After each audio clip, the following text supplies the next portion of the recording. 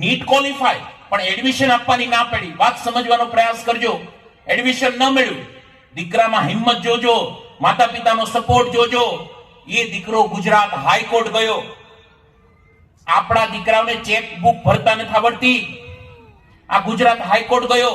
ગુજરાત હાઈકોર્ટની અંદર દલીલ કરી, એટલે ગુજરાત હાઈકોર્ટે કીધું કે ભાઈ તારી હાઈટ ઓછી છે એટલે એડમિશન ન મળે.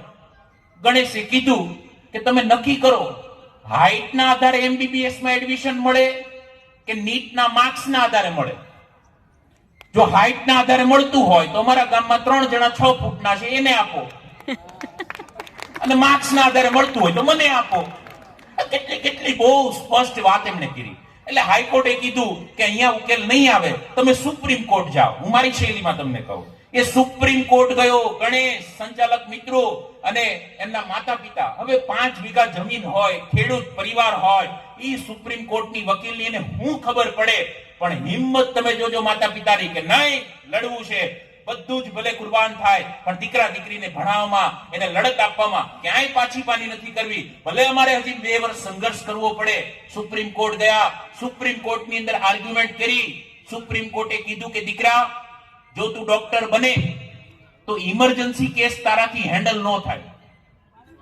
એટલે ગણેશ કે હારું, હું લખીને આપું, ઇમરજન્સી નહીં જોઉં. ઇમરજન્સી કેસ જોઈશ જ નહીં. ઓલા શરદી તાવ માથાનો તો થવા દો. અને ઘણી બધી ચર્ચાના અંતે સુપ્રીમ કોર્ટે કીધું કે આ દીકરાને ડોક્ટર બનતા ન રોકી શકાય. અને 2019માં દીકરાએ ભાવનગર મેડિકલ કોલેજમાં એડમિશન લીધું, એમબીબીએસ પૂરું કર્યું, ઇન્ટર્નશિપ પૂરી કરી. ગૂગલ કરજો, આ દીકરો વિશ્વનો પહેલો દીકરો બન્યો. 3 ફૂટની હાઈટનો ડોક્ટર, વિશ્વનો પહેલો. માત્ર 3 ફૂટનો ગણેશ આખરે સરકારી ડોક્ટર બન્યો.